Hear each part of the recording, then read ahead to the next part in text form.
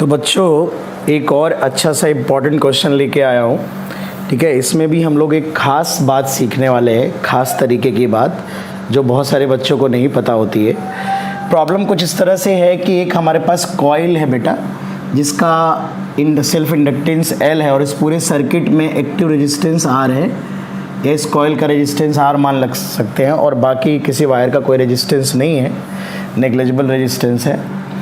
ये स्विच हमने t=0 पे क्लोज कर दिया। ठीक है, t=0 पे क्लोज किया स्विच, तो इस लूप में कुछ करंट फ्लो करना शुरू कर देती है। फिर आपको बताया जाता है कि टाइम t0 = L/R पे हम लोगों ने क्या किया, एक फेरोमैग्नेटिक सब्सटेंस की एक rod,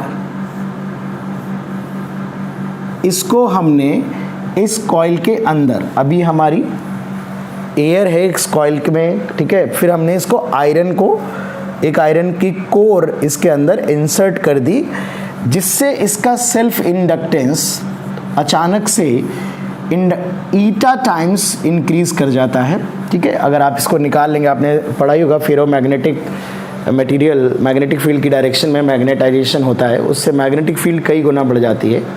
for a given current flux कई गुना बढ़ जाता है, तो जनरली क्या होता है, सेल्फ इंडक्टेंस इंक्रीज कर जाता है। तो आपसे प्रॉब्लम दिया गया कि at this time, after this time interval, ठीक है, t=0 पे स्विच क्लोज किया है, इस टाइम पे आपने एक कोर इसमें इंसर्ट कर दी, जिससे इसका self inductance eta times increase कर जाता है। ठीक है, सडनली। तो आपको करंट बतानी है as a function of time, when time is less than L/R, ये तो आप जानते हैं, when time is greater than L/R। दोनों टाइम में आपको करंट का टाइम के साथ फंक्शन बताना है। कोई बहुत टफ क्वेश्चन नहीं है ये, बट इस क्वेश्चन में एक खास इंपॉर्टेंट बात है बच्चों, 12th की फिजिक्स बहुत टफ नहीं अगर देखा जाए ना, क्योंकि उसमें आपको बस बहुत बेसिक इक्वेशंस, बेसिक प्रिंसिपल आपको फॉलो करने होते हैं। मैकेनिक्स में फिर भी आपको दिमाग थोड़ा ज़्यादा लगाना पड़ता है, इनमें बहुत ज़्यादा दिमाग नहीं लगाना। आप अगर सोचो बहुत extra tough question JEE advance में, तो बहुत एक्स्ट्रा टफ क्वेश्चन नहीं आते, लेकिन कुछ बातें होती हैं जो इधर उधर से रह जाती हैं, तो कभी कभी हमारा प्रॉब्लम गलत हो जाता है। तो जब इसको हमने इंसर्ट नहीं किया था, तो मुझे बताने की ज़रूरत नहीं है कि ग्रोथ की इक्वेशन क्या होती है LR सर्किट में।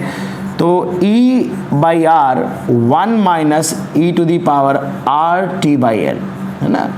इस तरह से बच्चों करंट ग्रो करती है इस सर्किट पे, इस तरह से ग्रो कर रही होगी। जब आपने स्विच क्लोज किया होगा t=0 पे, तो जो करंट इंक्रीज कर रही होगी धीरे धीरे आहिस्ते से, वो इस तरह से इंक्रीज कर रही होगी। अच्छा, अब अगर हम देखें कि t=T0 पे कितनी करंट हमारी ग्रो करके पहुंच जाएगी, तो t=T0 पे जो let us suppose I1 current हमारी है, और I1 की वैल्यू होगी E/R 1 - ये L/R रखेंगे तो 1 - 1/E, ये I1 की वैल्यू हो जाएगी। देख लीजिएगा इसकी जो भी वैल्यू है, ठीक है ना, ये शायद 0.63 के आसपास आएगा, देख लीजिएगा। तो इतनी करंट आपकी है जब आपने just before insertion of this rod, insert करने के जस्ट पहले आपकी करंट इतनी, और जैसे ही आपने इसको सडनली इंसर्ट करेंगे आप, तो मुद्दा यही है, यहीं पर आपको बस समझना है कि जब आप सडनली इसका सेल्फ इंडक्टेंस इंक्रीज करते हैं, जब भी इस तरह से बच्चों सेल्फ इंडक्टेंस इंक्रीज किया जाता है, तो आपने पढ़ा होगा, अगर नहीं पढ़ा है तो आप समझ लीजिए, ठीक है, कि फ्लक्स जब भी स्टेप वाइज या सडन चेंजेस किए जाते हैं, during sudden change of self inductance, जो फ्लक्स होता है ये कंजर्व रहता है, या आप ऐसे कह लो, you can not change the flux suddenly आप चेंज नहीं कर सकते। फ्लक्स में हमेशा स्मूथ चेंजेस होते हैं, तो आप जैसे सडनली अगर L को अचानक से बढ़ाएंगे तो फ्लक्स कंजर्व रहेगा just before inserting the rod and just after inserting the rod. ये एक इस क्वेश्चन में खास बात है कि रॉड के इंसर्ट करने के तुरंत बाद की कंडीशन, उधर उस समय की सिचुएशन क्या होगी बच्चों। ठीक है, तो चलो देख लेते हैं। तो जस्ट आफ्टर अगर हम मान लें, जस्ट आफ्टर ठीक है, मान लेते हैं कि करंट I2 हो जाती है, तो फ्लक्स अगर कंजर्व करेंगे तो पहले सेल्फ इंडक्टेंस था L, और जो कॉइल से फ्लक्स पास हो रहा था वो L I1 था, I1 जस्ट पहले जो करंट थी, और बाद में ईटा टाइम्स L, और ये I2 हो जाती है। तो ये आप देख सकते हैं L से L कट जाएगा, I1 होगा E divided by R, 1 minus 1 upon eta, sorry 1 minus 1 upon E, और ये 1 अपॉन ईटा आ जाएगा, दिस इज योर I2। ये बच्चों I2 की वैल्यू है, मतलब this is the current through the coil just after inserting this rod. अब आप देखिए, जब हमारा T greater than L by R की कंडीशन पे अगर हम जाएं, सर्किट डायग्राम बनाएंगे तो सर्किट डायग्राम कुछ इस तरह से बनेगा। हम मान के चल रहे हैं कि रेजिस्टेंस में कोई फर्क नहीं पड़ा है, ठीक है, ये प्रॉब्लम आप समझ के चलो, प्रॉब्लम में आपको गिवन है, ठीक है। अब ये हमारा ईटा टाइम्स L हो जा रहा है, ठीक है, और ये EMF है हमारा, और अब हमें करंट बताना है आगे टाइम के साथ कैसे वेरी करेगी। तो अब आप फर्दर इसके लिए डिफरेंशियल इक्वेशन बनाएंगे, रेजिस्टेंस R ही है, तो यहाँ से यहाँ अगर बना रहे हैं तो E minus eta L di/dt minus IR, ये रेजिस्टेंस इसका होगा। इसे आप चाहो तो सीरीज में लगा हुआ मान सकते हो, कई बार कॉइल में L और R दोनों दिए जाते हैं, सिंगल कॉइल इसी का कुछ इंडक्टेंस दिया जाता है, उसी का जो रेजिस्टेंस, तो इसको सीरीज में मानेंगे आप, तो आप माइनस IR लिखेंगे, ठीक है, और इक्वल टू 0 हो जाएगा यहाँ पे। तो यहाँ से आप लिख सकते हैं E minus eta L di, ठीक है, या इसको अगर IR को मैं उधर कर दूंगा तो इट इज इक्वल टू, ये आएगा, di को इधर रखना है तो चलिए E को उधर करेंगे, तो ईटा L di/dt, ये एक साइड कर लिया उस तरफ, और इस तरफ रहेगा E माइनस IR, ठीक है। अब di divided by E minus IR, इसे इंटीग्रेट करेंगे और इधर आएगा 1 अपॉन ईटा L dt।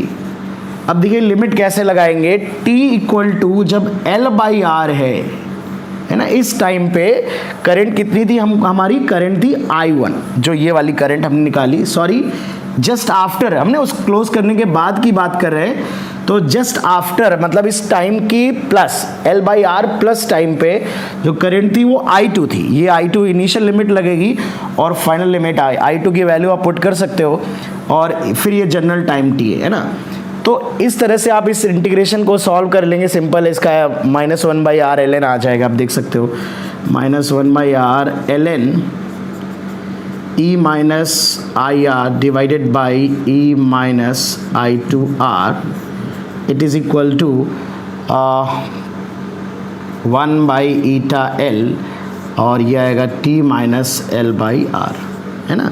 तो इसको थोड़ा आप सिंप्लीफाई करके इसको सॉल्व कर लेंगे तो करंट की फंक्शन आपको टाइम के साथ मिल जाएगी। इस क्वेश्चन में कुछ भी टफ नहीं है, लेकिन बस एक छोटा सा लॉजिक इम्पॉर्टेंट है कि जब भी इस तरह के सडन चेंजेस आप करेंगे इंडक्टेंस में, तो सडन चेंज आप फ्लक्स में नहीं कर सकते। ऐसे में just before the sudden change, just after, जब भी सेल्फ इंडक्टेंस में ऐसे बदलाव अचानक से किया जाए, एब्रप्टली करा जाए या सडन करा जाए, तो आप फ्लक्स कंजर्व करेंगे। ये एक इम्पॉर्टेंट बात है इसमें, इसको आपको ध्यान रखना है, ठीक है ना।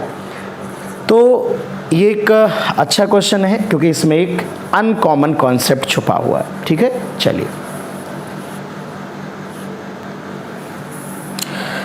तो बच्चों एक और इम्पॉर्टेंट क्वेश्चन डिस्कस करते हैं। 2018-19 में कुछ मिलता जुलता क्वेश्चन आया था एडवांस में, जिसमें 2 इंडक्टर पैरेलल में कनेक्टेड थे, एक रेजिस्टेंस था, ईएमएफ था, और मैंने एक तीसरा इंडक्टर भी ले लिया है सीरीज में जानबूझ के इस तरह से।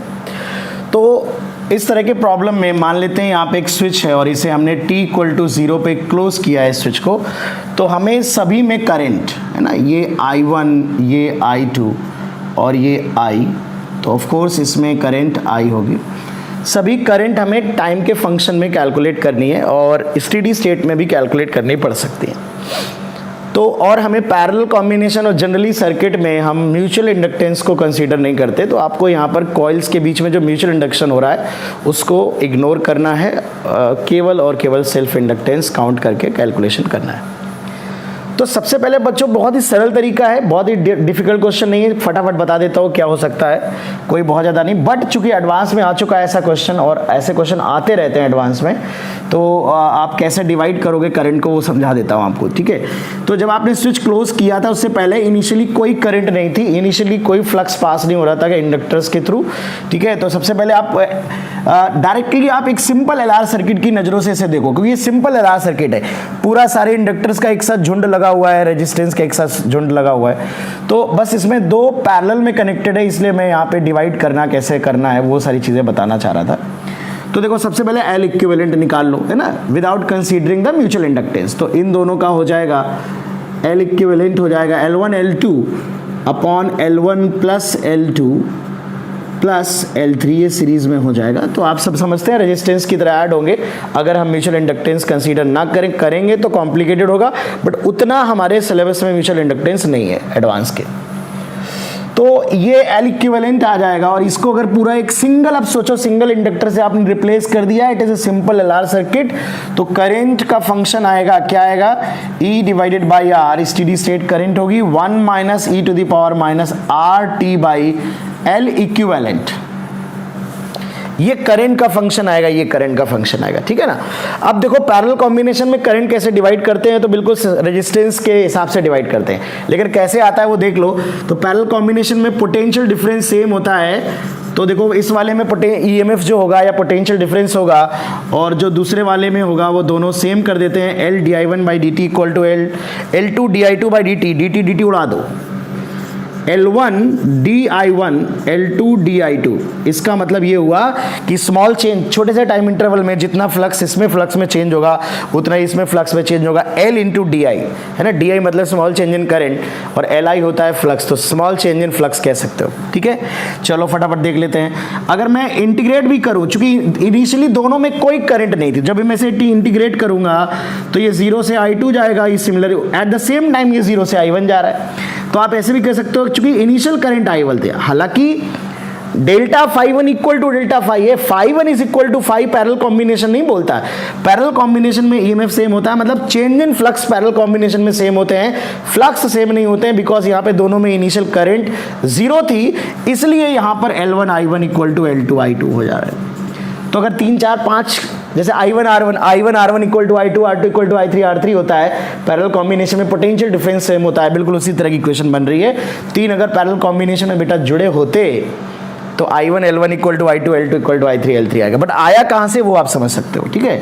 तो इस तरह से आप ये एक, और एक तो आप जानते हो कि I1 plus I2 equal to I, इन दोनों को सिंप्लीफाई करोगे तो I1 आ जाएगा L2I divide by L1 plus L2, और I2 आ जाएगा L1I divide by L1 plus L2। I का फंक्शन आपको दिख रहा है, ये फंक्शन आप पुट कर देंगे I का, तो ये दोनों टाइम के फंक्शन में आ जाएंगे। ये रिलेशन सिर्फ ट्रांजिएंट स्टेट यानी कि टी टाइम पे ही वैलिड नहीं है, ये रिलेशन स्टेडी स्टेट में भी वैलिड है। जैसे स्टेडी स्टेट की अगर हम बात करें तो स्टेडी स्टेट मतलब जो होगी काफ़ी टाइम के बाद, आफ्टर ए लॉन्ग टाइम, तो स्टेडी स्टेट करंट में I की वैल्यू E बाई R होगी, तो डेफिनेटली I की वैल्यू यहाँ रख दोगे, I की वैल्यू यहाँ रख दोगे तो आ जाएगी।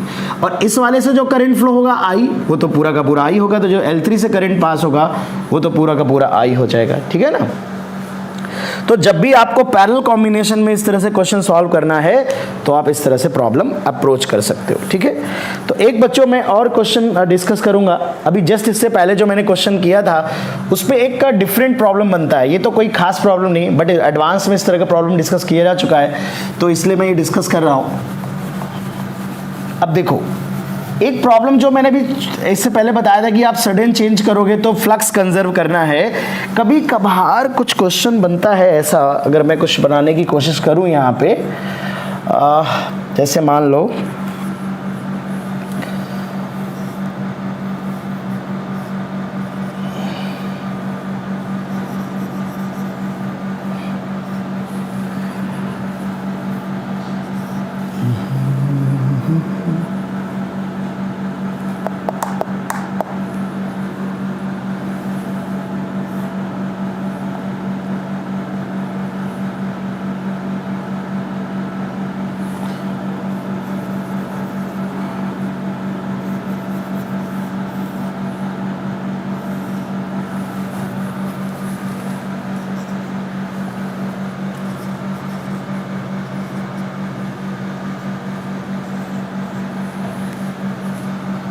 जैसे मान लीजिए ये सर्किट बच्चों हमें दिया जाए, है ना, और यहाँ पर मैंने एक स्विच लगा रखा है जो कि भी क्लोज्ड है, और ये सर्किट काफ़ी देर से बंद है, ऐसे ही बंद है, क्लोज्ड है काफ़ी देर से। तो अगर काफ़ी देर से बंद है तो सारा को जो भी करंट फ्लो हो रही होगी वो स्टेडी स्टेट में होगी, है ना, पूरा का पूरा सर्किट जो होगा वो स्टेडी स्टेट में होगा। अब आपसे ये बोला जाएगा कि बताइए अगर मैं ये एक सर्किट काफ़ी देर से क्लोज है, स्विच क्लोज है, सारा सर्किट इस तरह से आफ्टर काफ़ी देर से, सिंस ए लॉन्ग टाइम आप कह सकते हो, ठीक है, काफ़ी देर पहले से बंद है सारा का सारा सर्किट, और ये स्विच भी क्लोज है प्यारे बच्चों। और फिर एक क्वेश्चन कुछ इस तरह से बनाएगा कि अगर ये स्विच अगर मैं खोल दूँ तो स्विच क्लोज खोलने के तुरंत बाद करंट कितना होगा। मतलब अगर मैं स्विच को ओपन कर दूं, इफ स्विच इज ओपन, तो ये जो करंट फ्लो हो रही है, या तो इसमें चेंज पूछ सकता है कि सडन चेंज कितना होगा करंट में, या फिर just after opening the switch आपसे पूछ सकता है कि करंट क्या आएगी। अब अगर तुम देखो कि उससे पहले स्टेडी स्टेट में क्या होगा, ठीक है ना, तो उससे जस्ट पहले स्टेडी स्टेट में क्या हो रहा होगा वो हम देख लेते हैं कि स्टेडी स्टेट में क्या हो रहा होगा। तो हमें पता है कि जब स्टेडी स्टेट में देखेंगे तो ये एक शॉर्ट सर्किट टाइप वायर है, ये वायर के जैसा बिहेव करने लगता है ना, क्योंकि इसमें कोई करंट कांस्टेंट हो जाती है उस टाइम पे, तो di/dt जीरो होता है, there is no potential drop across this, तो ये सिंपल वायर जैसा बिहेव करने लगते हैं ये। बट ये एक रेजिस्टेंस आएगा, तो अगर मैं इक्विवेलेंट डायग्राम बनाऊं तो ये सिंपल वायर जैसा बिहेव करेगा, ये 2R है, ये E है, और ये सिंपल वायर जैसा बिहेव करेगा। ये सर्किट डायग्राम है स्टेडी स्टेट का। तो आप देख सकते हो जो भी करंट जाएगी वो यहाँ से फ्लो हो रही होगी, यहाँ पे कोई करंट नहीं हो रही होगी, ठीक है। तो ये करंट इस तरह से फ्लो होगी और इसकी वैल्यू होगी E/2R। ये जब वो सर्किट क्लोज है बड़ी देर से, तब उसमें बच्चों कितना करंट फ्लो हो रहा होगा उसकी वैल्यू है ये। अब आप अचानक से जब ये सर्किट ये वाला यहाँ से बीच में से ओपन कर दोगे तो ये आप देखिए ध्यान से, ये फिर 2L है, ये इस तरह से सर्किट बन जाएगा। ये रास्ता तो आपने बंद कर दिया सडनली, ये आपका 2L है, ये L है, और ये यहाँ पे 2R है। तो देखो ये जस्ट बिफोर है ना, ये जस्ट बिफोर की स्टेट मैंने बनाई है, और ये जस्ट आफ्टर की स्टेट बनाई है। यहाँ पे करंट बच्चों I डैश है, ये हमें करंट पूछ लेता है कभी कभी, सिंपल ऑब्जेक्टिव क्वेश्चन है, लॉजिक सेम है बेटा। यहाँ पर भी देखो कि पहले करंट फ्लो हो रही थी, इस कॉइल से करंट फ्लो हो रही थी, फिर ये इस कॉइल के सीरीज में ये कॉइल आ जा रही है अचानक से, तो आप कह सकते हो सिस्टम का इंडक्टेंस सडनली चेंज हो रहा है, ठीक है ना। तो बहुत सारे लॉजिक आप लगा सकते हो, लेकिन एक जब सही सवाल करोगे तो यहाँ पर भी आपको इस पूरे सिस्टम में फ्लक्स कंजर्व करना होगा। जब भी सडन आप चेंज करोगे इंडक्टेंस का, तो यू कैन नॉट, अगर करंट चेंज नहीं हुई, आप सोचिए करंट चेंज नहीं हुई तो फ्लक्स चेंज कंजर्व नहीं रहेगा, क्योंकि फ्लक्स में सडन चेंज आप नहीं कर सकते हो। तो जब भी अदर इंडक्टेंस या और किसी चीज़ में सडन चेंज किया जाता है तो फ्लक्स कंजर्व करके हम अदर चीज़ों में वेरिएशन निकालते हैं कि कैसे हुआ होगा। तो देखो पहले फ्लक्स कितना था, L इंटू आई, इतना फ्लक्स था, L इंटू आई, ये L था, I की वैल्यू E/2R थी, ठीक है, इसमें तो कोई करंट था ही नहीं, ठीक है। बाद में ये 3L हो जाएगा और I की वैल्यू मान लेते हैं I डैश, तो I डैश की वैल्यू हो जाएगी E/6R। तो इस स्विच को खोलते ही, इस स्विच को खोलने के जस्ट बाद जो करंट की वैल्यू होगी दैट इज E/6R, ये आप याद रखिएगा। पहले कितनी थी, E/2R थी, तो चेंज कितने का हुआ है, E/3R का। तो चेंज पूछ सकता है कि चेंज कितना हो रहा है, ठीक है ना। Okay, thank you.